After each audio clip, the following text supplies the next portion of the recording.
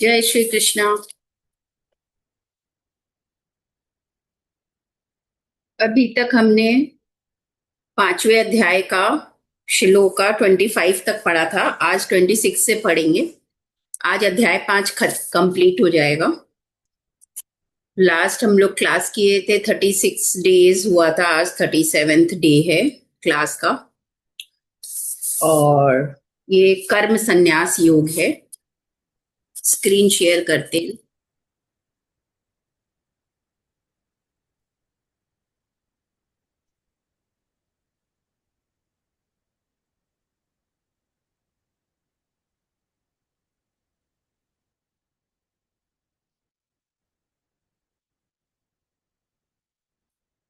ओम श्री परमात्मने नमः।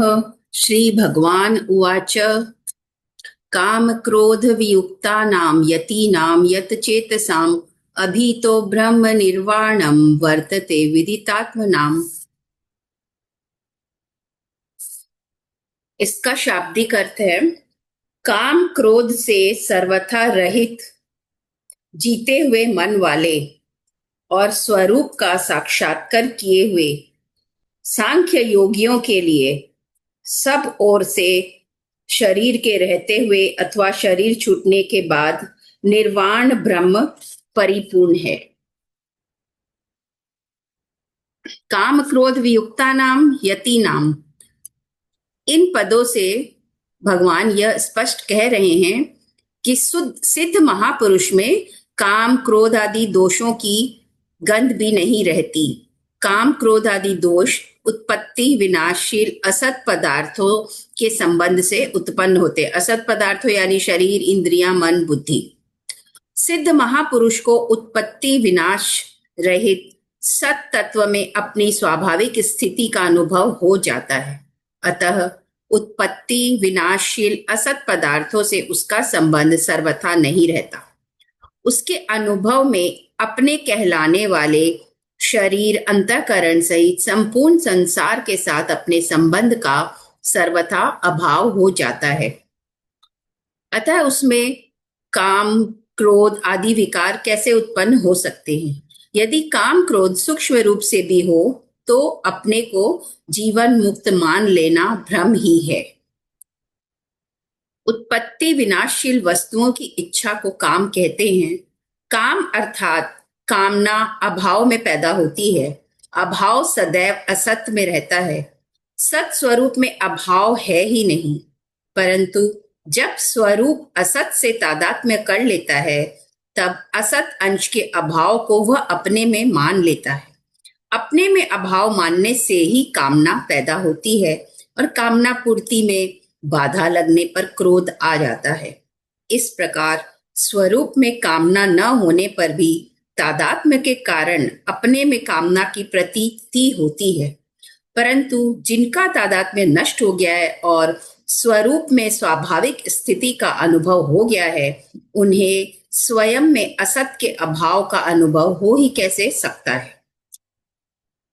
साधन करने से काम क्रोध कम होते हैं, ऐसा साधकों का अनुभव है। जो चीज कम होने वाली होती है वह मिटने वाली होती है। अतः जिस साधन से ये काम क्रोध कम होते हैं उसी साधन से ये मिट भी जाते हैं। साधन करने वालों को यह अनुभव होता है कि काम क्रोध आदि दोष पहले जितनी जल्दी आते थे उतनी जल्दी अब नहीं आते। साधन करते करते पहले जितने वेग से आते थे उतने वेग से अब नहीं आते। पहले जितनी देर तक ठहरते थे उतनी देर तक अब नहीं ठहरते। कभी कभी साधक को ऐसा भी प्रतीत होता है कि काम क्रोध का वेग पहले से भी अधिक आ गया है। इसका कारण यह है कि साधन करने से भोग शक्ति तो मिटती चली गई और पूर्ण अवस्था प्राप्त हुई नहीं। अंतःकरण शुद्ध होने से थोड़े काम क्रोध भी साधक को अधिक प्रतीत होना लगते हैं। कोई मन के विरुद्ध कार्य करता है तो वह साधक को बुरा लगता है, पर साधक उसकी परवाह नहीं करता। बुरा लगने के भाव का भीतर संग्रह होता रहता है। फिर अंत में थोड़ी सी बात पर भी जोर से क्रोध आ जाता है। क्योंकि भीतर जो संग्रह हुआ था वह एक साथ बाहर निकलता है। इससे दूसरे व्यक्ति को भी आश्चर्य होता है कि इतनी थोड़ी सी बात पर इसे इतना क्रोध कैसे आ गया।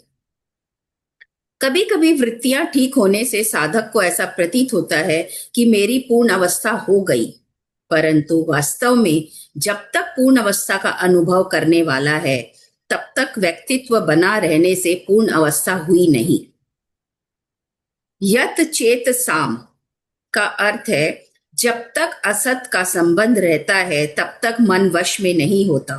असत का संबंध सर्वथा न रहने से महापुरुषों का कहलाने वाला मन अपने आप वश में रहता है। अभी तो ब्रह्म निर्वाणम वर्तते विदितात्मना। अपने स्वरूप का वास्तविक बोध हो जाने से उन महापुरुषों को यहाँ विदितात्मा नाम कहा गया है। अर्थ है कि जिस उद्देश्य को लेकर मनुष्य का जन्म हुआ है और मनुष्य जन्म की इतनी महिमा गाई गई है उसको उन्होंने प्राप्त कर लिया है।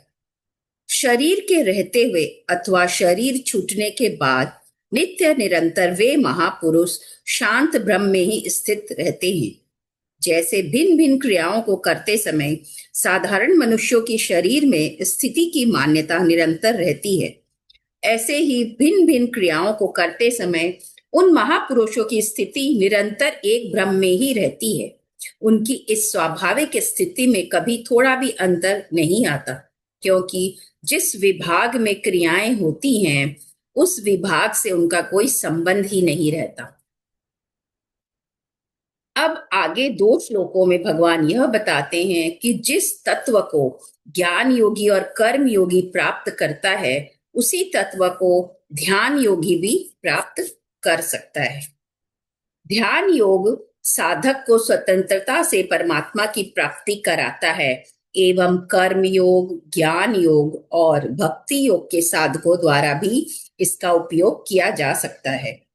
जप, ध्यान, सत्संग और स्वाध्याय ये प्रत्येक साधक के लिए उपयोगी है और आवश्यक भी। साधक के लिए क्या क्या बहुत उपयोगी है? जप, ध्यान, सत्संग और स्वाध्याय। अब आगे के श्लोक में चलते हैं।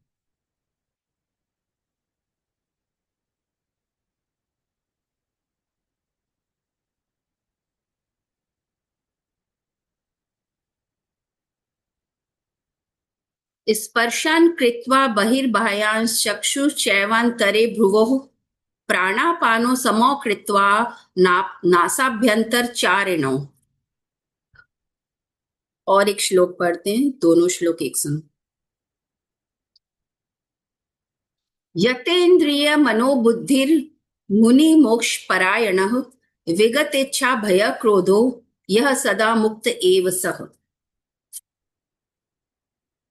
बाहर के पदार्थों को बाहर ही छोड़कर और नेत्रों की दृष्टि को भौहों के बीच में स्थित करके तथा नासिका में विचरने वाले प्राण और अपान वायु को सम करके जिसकी इंद्रियां, मन और बुद्धि अपने वश में है, जो केवल मोक्ष परायण है तथा जो इच्छा, भय और क्रोध से सर्वथा रहित है, वह मुनि सदा मुक्त ही है। इन दोनों श्लोकों का यह अर्थ है जो अभी मैंने शाब्दिक अर्थ कहा। अब इसको डिटेल में पढ़ते हैं। स्पर्शान कृत्वा बहिर्बाह्यान, परमात्मा के सिवाय सब पदार्थ बाह्य है। बाह्य पदार्थों को बाहर ही छोड़ देने का अर्थ है कि मन से बाह्य विषयों का चिंतन न करे। बाह्य पदार्थों के संबंध का त्याग कर्म योग में सेवा के द्वारा और ज्ञान योग में विवेक द्वारा किया जाता है। यहाँ भगवान ध्यान योग के द्वारा बाह्य पदार्थों से संबंध विच्छेद की बात कह रहे हैं। ध्यान योग में एकमात्र परमात्मा का ही चिंतन होने से बाह्य पदार्थों से विमुखता हो जाती है। वास्तव में बाह्य पदार्थ बाधक नहीं है, बाधक है इनसे राग पूर्वक माना हुआ अपना संबंध। इस माने हुए संबंध का त्याग करने में ही उपयुक्त पदों का अर्थ है। चक्षुश्चैवान्तरे भ्रुवोः, यहाँ भ्रुवो अंतरे पदों से दृष्टि को दोनों भौहों के बीच में रखना अथवा दृष्टि को नासिका के अग्रभाग पर रखना, ये दोनों ही अर्थ लिए जा सकते हैं। ध्यान काल में नेत्रों को सर्वथा बंद करने से लय दोष अर्थात निद्रा नींद आने की संभावना रहती है और नेत्रों को सर्वथा खुला रखने से सामने दृश्य रहने से विक्षेप दोष आने की संभावना रहती है। इन दोनों प्रकार के दोषों को दूर करने के लिए आधे मूंदे हुए नेत्रों की दृष्टि को दोनों भौहों के बीच स्थापित करने के लिए कहा गया है। प्राणापानो समो कृत्वा नासाभ्यंतर चारिणो, नासिका से बाहर निकलने वाली वायु को प्राण और नासिका के भीतर जाने वाली वायु को अपान कहते हैं। प्राण वायु की गति दीर्घ और अपान वायु की गति लघु होती है। इन दोनों को बराबर करने के लिए पहले बाईं नासिका से अपान वायु को भीतर ले जाकर दाईं नासिका से प्राण वायु को बाहर निकाले, जो कि अपने प्राणायाम में करते हैं। फिर दाईं नासिका से अपान वायु को भीतर ले जाकर बाईं नासिका से प्राण वायु को बाहर निकाले।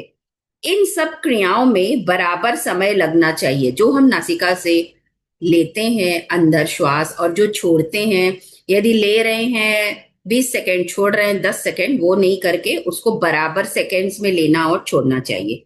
इस प्रकार लगातार अभ्यास करते रहने से प्राण और अपान वायु की गति सम, शांत और सूक्ष्म हो जाती है। जब नासिका के बाहर और भीतर तथा कंठ आदि देश में वायु के स्पर्श का ज्ञान न हो, तब समझना चाहिए कि प्राण अपान की गति सम हो गई है। इन दोनों की गति बराबर होने पर लक्ष्य परमात्मा रहने से मन से स्वाभाविक ही परमात्मा का चिंतन होने लगता है। ध्यान योग में इस प्राणायाम की आवश्यकता होने से ही इसका इन पदों में उल्लेख किया गया है। यतेन्द्रिय मनोबुद्धि, प्रत्येक मनुष्य में एक तो इंद्रियों का ज्ञान रहता है और एक बुद्धि का ज्ञान। इंद्रियां और बुद्धि दोनों के बीच में मन का निवास है। मनुष्य को देखना यह है कि उसके मन पर इंद्रियों के ज्ञान का प्रभाव है या बुद्धि के ज्ञान का प्रभाव है, अथवा आंशिक रूप से दोनों के ज्ञान का प्रभाव है।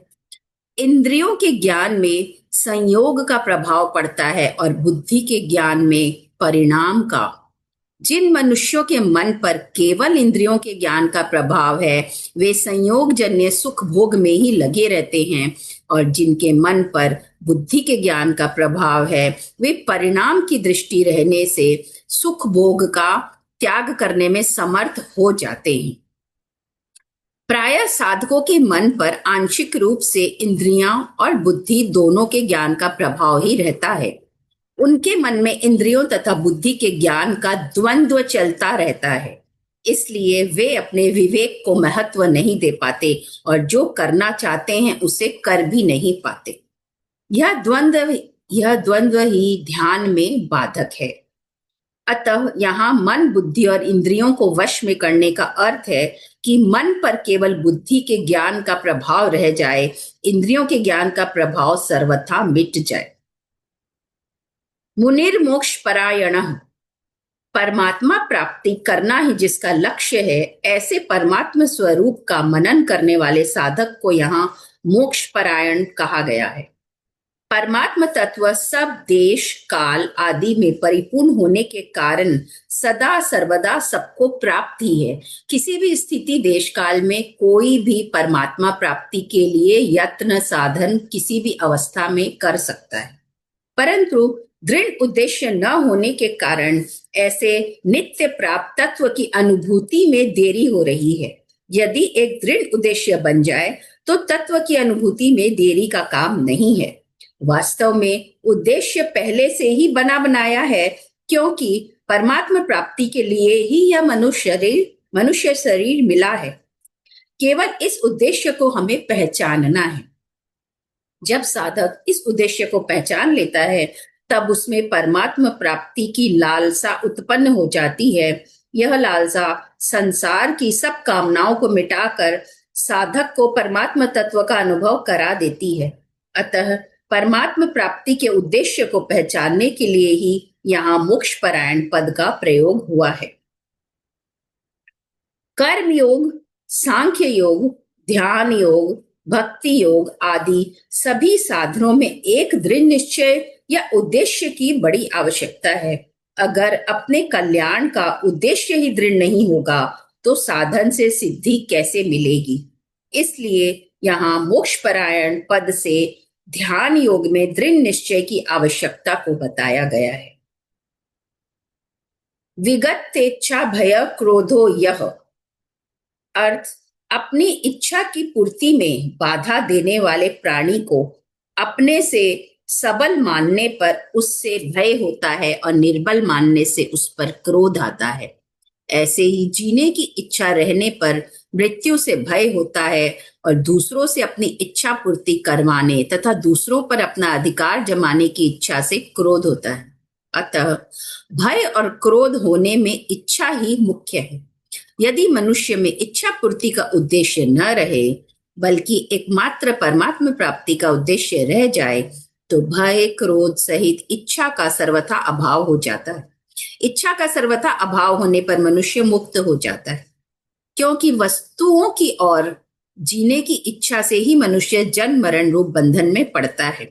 साधक को गंभीरता पूर्वक विचार करना चाहिए कि क्या वस्तुओं की इच्छा से वस्तुएं मिल जाती हैं और क्या जीने की इच्छा से मृत्यु से हम बच सकते हैं।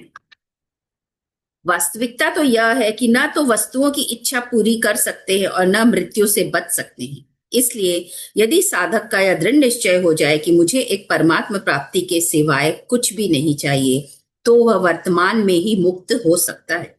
परंतु यदि वस्तुओं की और जीने की इच्छा रहेगी तो इच्छा कभी पूरी नहीं होगी और मृत्यु के भय से भी बचाव नहीं होगा तथा क्रोध से भी छुटकारा नहीं होगा। इसलिए मुक्त होने के लिए इच्छा रहित होना बहुत ही आवश्यक है। यदि वस्तु मिलने वाली है तो इच्छा किए बिना भी मिल जाएगी और यदि वस्तु नहीं मिलने वाली है तो इच्छा करने पर भी नहीं मिलेगी। अतः वस्तु का मिलना या ना मिलना इच्छा के अधीन नहीं है बल्कि किसी विधान के अधीन है। जो वस्तु इच्छा के अधीन नहीं है उसकी इच्छा को छोड़ने में क्या कठिनाई है। यदि वस्तु की इच्छा पूरी होती तो उसे पूरी करने का प्रयत्न करते और यदि जीने की इच्छा पूरी होती तो मृत्यु से बचने का प्रयत्न करते। परंतु इच्छा के अनुसार न तो सब वस्तुएं मिलती हैं और न मृत्यु से बचाव ही होता है। यदि वस्तुओं की इच्छा न रहे तो जीवन आनंदमय हो जाता है और यदि जीने की इच्छा न रहे तो मृत्यु भी आनंदमय हो जाती है। जीवन तभी कष्टमय होता है जब वस्तुओं की इच्छा करते हैं और मृत्यु तभी कष्टमयी होती है जब जीने की इच्छा करते हैं। इसलिए जिसने वस्तुओं की और जीने की इच्छा का सर्वथा त्याग कर दिया है वह जीते जी मुक्त हो जाता है, अमर हो जाता है।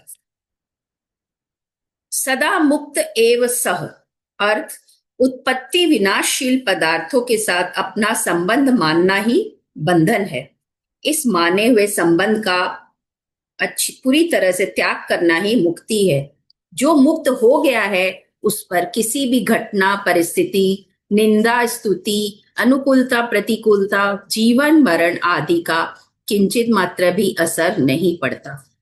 सदा मुक्त एव पदों का अर्थ है कि वास्तव में साधक स्वरूप से सदा मुक्त ही है।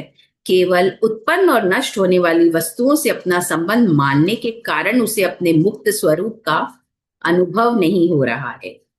संसार से माना हुआ संबंध मिटते ही स्वतः सिद्ध मुक्ति का अनुभव हो जाता है। बाहर के पदार्थों को बाहर ही छोड़ने का अर्थ है स्वयं को शरीर से अलग कर लेना कि शरीर मैं नहीं हूं, शरीर मेरा नहीं है और मेरे लिए नहीं है। ये तीन बातें प्रत्येक साधक को माननी ही पड़ेगी, चाहे वह किसी भी योग मार्ग से क्यों न चले।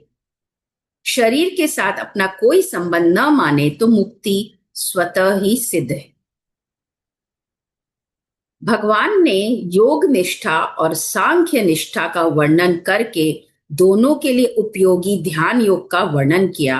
अब सुगमता पूर्वक कल्याण करने वाली भगवान निष्ठा का वर्णन आगे में करते हैं। तो आगे के श्लोक में चलते हैं।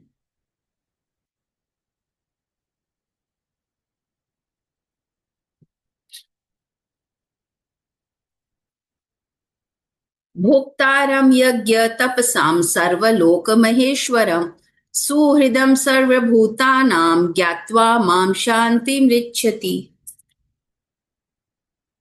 इसका शाब्दिक अर्थ है, मुझे सब यज्ञों और तपों का भोक्ता, संपूर्ण लोकों का महान ईश्वर तथा संपूर्ण प्राणियों का सुहृद, स्वार्थ रहित, दयालु और प्रेमी जानकर भक्त शांति को प्राप्त हो जाता है। ये भगवान वाच है कि सब यज्ञों तपों का मुझे भोक्ता जो समझता है और सब लोकों का महान ईश्वर समझता है, वह मुझ जैसे दयालु, प्रेमी और स्वार्थ रहित जानकर मुझे वह भक्त शांति को प्राप्त हो जाता है। भोक्ताराम यज्ञ तपसाम, जब मनुष्य कोई शुभ कर्म करता है तब वह जिनसे शुभ कर्म करता है उन शरीर, इंद्रिया, मन, बुद्धि, पदार्थ आदि को अपना मानता है, और जिसके लिए शुभ कर्म करता है उसे उस कर्म का भोक्ता मानता है। जैसे किसी देवता की पूजा की तो उस देवता को पूजा रूप कर्म का भोक्ता मानता है, किसी की सेवा की तो उसे सेवा रूप कर्म का भोक्ता मानता है, किसी भूखे व्यक्ति को अन्न दिया तो उसे अन्न का भोक्ता मानता है आदि। इस मान्यता को दूर करने के लिए भगवान इन पदों में कहते हैं कि वास्तव में संपूर्ण शुभ कर्मों का भोक्ता मैं ही हूं, कारण कि प्राणी मात्र के हृदय में भगवान ही विद्यमान है। जो भी हम समझते हैं कि यह भोक्ता है, देवता भोक्ता है, यह आदमी भोक्ता है, सबके अंदर में भगवान ही है। इसलिए किसी का पूजन करना, किसी को अन्न जल देना, किसी को मार्ग बताना आदि जितने भी शुभ कर्म है उन सब का भोक्ता भगवान को ही मानना चाहिए। लक्ष्य भगवान पर ही रहना चाहिए, प्राणी पर नहीं। 9वें अध्याय के 24वें श्लोक में भी भगवान ने अपने को संपूर्ण यज्ञों का भोक्ता बताया है। दूसरी बात यह है कि जिनसे शुभ कर्म किए जाते हैं वे शरीर, इंद्रिया, मन, बुद्धि, पदार्थ आदि अपने नहीं है बल्कि भगवान के हैं। उनको अपना मानना भूल है। उनको अपना मानकर अपने लिए शुभ कर्म करने से मनुष्य स्वयं उन कर्मों का भोक्ता बन जाता है। अतः भगवान कहते हैं कि तुम संपूर्ण शुभ कर्मों को अपने लिए कभी मत करो, केवल मेरे लिए ही करो। ऐसा करने से तुम उन कर्मों के फल भागी नहीं बनोगे और तुम्हारा कर्मों से संबंध विच्छेद हो जाएगा। कामना से ही संपूर्ण अशुभ कर्म होते हैं। कामना का त्याग करके केवल भगवान के लिए ही सब कर्म करने से अशुभ कर्म तो स्वरूप से ही नहीं होते तथा शुभ कर्मों से अपना संबंध नहीं रहता। इस प्रकार संपूर्ण कर्मों से सर्वथा संबंध विच्छेद होने पर परम शांति की प्राप्ति हो जाती है। सर्वलोक महेश्वरम, भिन्न भिन्न लोकों के भिन्न भिन्न ईश्वर हो सकते हैं किंतु वे भी भगवान के अधीन ही है। भगवान संपूर्ण लोकों के ईश्वरों के भी ईश्वर है। स्वर्ग लोक, पृथ्वी लोक, पाताल लोक, सब लोकों के ईश्वर है भगवान। भगवान संपूर्ण लोकों के ईश्वरों के भी ईश्वर है, इसलिए यहाँ सर्वलोक महेश्वरम पद दिया गया है। अर्थ यह है कि संपूर्ण सृष्टि के एकमात्र स्वामी भगवान ही है। फिर कोई ईमानदार व्यक्ति सृष्टि की किसी भी वस्तु को अपनी कैसे मान सकता है। शरीर, इंद्रिया, मन, बुद्धि, प्राण, स्त्री, पुत्र, धन, जमीन, मकान आदि को अपने मानते हुए प्रायः लोग कहा करते हैं कि भगवान ही सारे संसार के मालिक है, परंतु ऐसा कहना समझदारी नहीं है, क्योंकि मनुष्य जब तक शरीर, इंद्रिया, मन आदि को अपना मानता है तब तक भगवान को सारे संसार का स्वामी कहना अपने आप को धोखा देना ही है।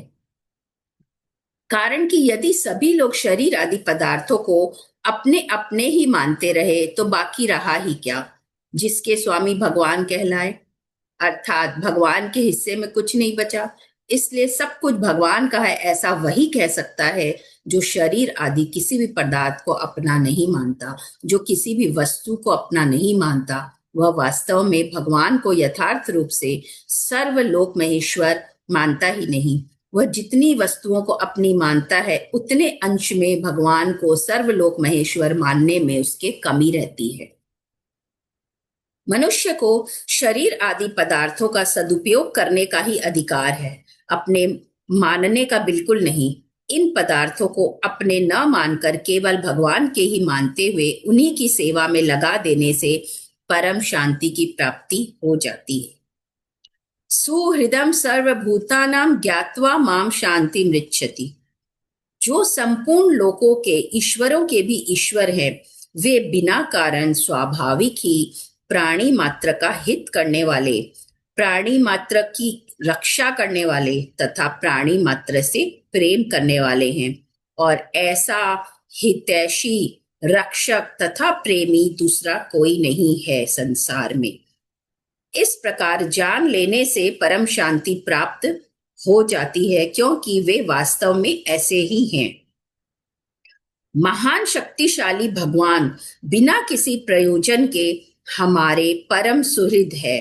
फिर भय, चिंता, उद्वेग, अशांति आदि कैसे हो सकते हैं? जीव मात्र का बिना कारण हित करने वाले दो ही हैं, भगवान और उनके भक्त। भगवान को किसी से कुछ भी पाना है ही नहीं, इसलिए वे स्वाभाविक ही सबके सुहृदय हैं। भक्त भी अपने लिए किसी से कुछ भी नहीं चाहता और सबका हित चाहता तथा हित करता है, इसलिए वह भी सबका सुहृद होता है। भक्तों में जो सुहृदता आती है वह भी मूलतः भगवान से ही आती है। भगवान संपूर्ण यज्ञों और तपों के भोक्ता हैं, संपूर्ण लोकों के महान ईश्वर है तथा हमारे परम सुहृद हैं। इन तीनों बातों में से अगर एक बात भी दृढ़ता से मनुष्य साधक मान ले तो भगवत प्राप्ति रूप परम शांति की प्राप्ति हो जाती है। फिर तीनों ही बातें मान ले तो और कहना ही क्या है। तो ये तीन बातें क्या है कि भगवान संपूर्ण यज्ञों और तपों के भोक्ता है, संपूर्ण लोकों के महान ईश्वर है तथा हमारे परम सुहृद है। अपने लिए कुछ भी चाहना, किसी भी वस्तु को अपनी मानना और भगवान को अपना न मानना, ये तीनों बातें भगवत प्राप्ति में मुख्य बाधक है। अपने लिए कुछ भी चाहना, किसी भी वस्तु को अपनी मानना और भगवान को अपना न मानना, ये तीनों बातें भगवत प्राप्ति में मुख्य बाधक है। भगवान भोक्ताराम यज्ञ तपसाम पदों से कहते हैं कि अपने लिए कुछ भी न चाहे और कुछ भी न करे। सर्वलोक महेश्वरम पद से कहते हैं कि अपना कुछ भी न माने, अर्थात सुख की इच्छा का और वस्तु व्यक्तियों के आधिपत्य का त्याग कर दे। तथा सुहृदम सर्वभूतानाम पदों से कहते हैं कि केवल मेरे को ही अपना माने, अन्य किसी वस्तु व्यक्ति आदि को अपना न माने। इन तीनों में से एक बात भी मान लेने से शेष बातें अपने आप ही आ जाती है और भगवत प्राप्ति हो जाती है। अपने लिए सुख की इच्छा का त्याग तभी होता है जब मनुष्य किसी भी प्राणी पदार्थ को अपना न माने। जब तक किसी भी पदार्थ को अपना मानता है तब तक वह बदले में सुख चाहेगा ही। सुख की इच्छा के त्याग से ममता का त्याग और ममता के त्याग से सुख की इच्छा का त्याग होता है। जब सब वस्तु व्यक्तियों में ममता का त्याग हो जाता है तब एकमात्र भगवान ही अपने रह जाते हैं। जो किसी को भी अपना मानता है वह वास्तव में भगवान को सर्वथा अपना नहीं मानता। कहने को चाहे कहता रहे कि भगवान मेरे हैं, माने हुए संबंध का अभाव होने से भगवान से अपनी सच्ची आत्मीयता जागृत हो जाती है। अर्थ यह हुआ कि चाहे सुख की इच्छा का त्याग हो जाए, चाहे ममता का अभाव हो जाए, चाहे भगवान में सच्ची आत्मीयता हो जाए, इसके होते ही परम शांति का अनुभव हो जाएगा, क्योंकि एक भी भाव दृढ़ होने पर अन्य भाव भी साथ में आ ही जाते हैं। एक तो कर्म करना चाहिए और दूसरा कर्म करने की विद्या आनी चाहिए। जब मनुष्य कर्म तो करता है पर कर्म करने की विद्या नहीं जानता, अथवा कर्म करने की विद्या तो जानता है पर कर्म को नहीं करता, तब उसके द्वारा सुचारू रूप से कर्म नहीं होते। इसलिए भगवान ने तीसरे अध्याय में कर्म करने पर विशेष जोर दिया है। पर साथ में कर्मों को जानने की बात भी कही है। और चौथे अध्याय में कर्मों का तत्व जानने पर विशेष जोर दिया है और साथ में कर्म करने की बात भी कही है। पांचवें अध्याय में जबकि कर्म योग और सांख्य योग दोनों के द्वारा कल्याण होने की बात आई है, तब भी भगवान ने सांख्य योग की अपेक्षा कर्म योग को श्रेष्ठ बताया है। इस अध्याय में भगवान ने क्रम पूर्वक कर्म योग और सांख्य योग का वर्णन करके फिर संक्षेप में ध्यान योग का वर्णन किया और अंत में संक्षेप से भक्ति योग का वर्णन किया, जो भगवान का मुख्य ध्येय है। कर्म योग और सांख्य योग दोनों का वर्णन होने से इस पांचवें अध्याय का नाम कर्म संन्यास योग है। यहां जानने का अर्थ है दृढ़ता पूर्वक मानना। मानना जानने से कमजोर नहीं होता, इसलिए दृढ़ता से मान लेना भी जानना ही होता है। ओम तत्सदिति श्रीमद् भगवद गीतासु उपनिषत्सु ब्रह्म विद्यायाम योग शास्त्रे श्री कृष्ण अर्जुन संवादे कर्म संन्यास योगो नाम पंचमो अध्याय। तो आज पांचवें अध्याय की समाप्ति हो गई है। अब हम लोग कल जब करेंगे तो छठा अध्याय करेंगे, आत्म संयम योग।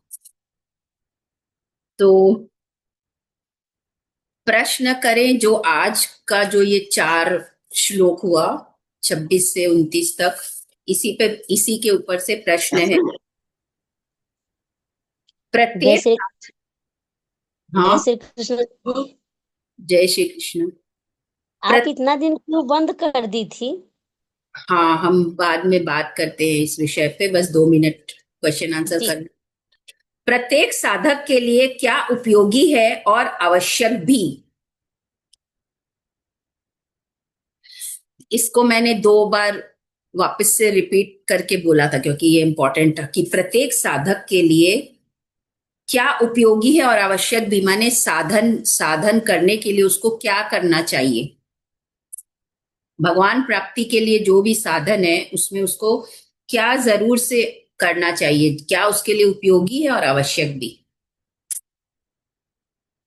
अभी हम एक बोलेंगे तो आप लोग को आ जाएगा। जब ध्यान सत्संग स्वाध्याय।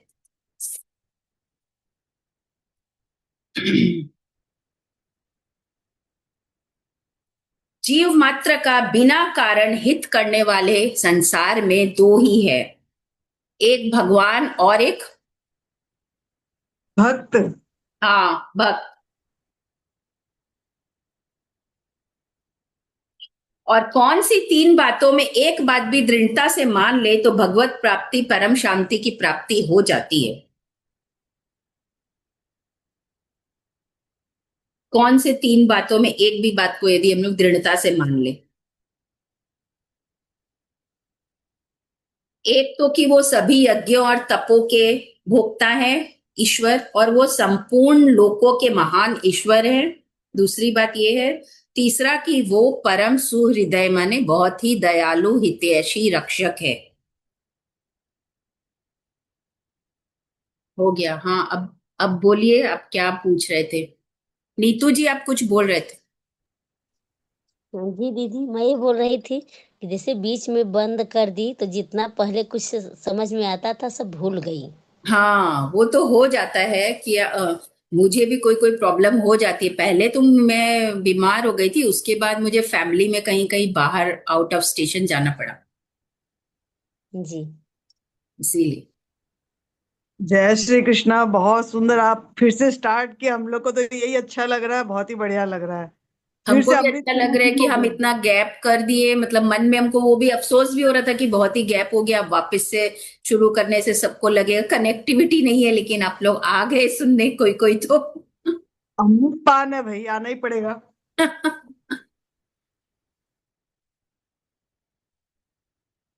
ठीक है, और कुछ कोई कहना चाहता है? ठीक है, तब आज का आपको बार बार थैंक यू। आप लोग को भी थैंक यू। अपने तो सब एक संग रीडिंग कर रहे हैं। आपको भी थैंक यू, हमको भी थैंक यू।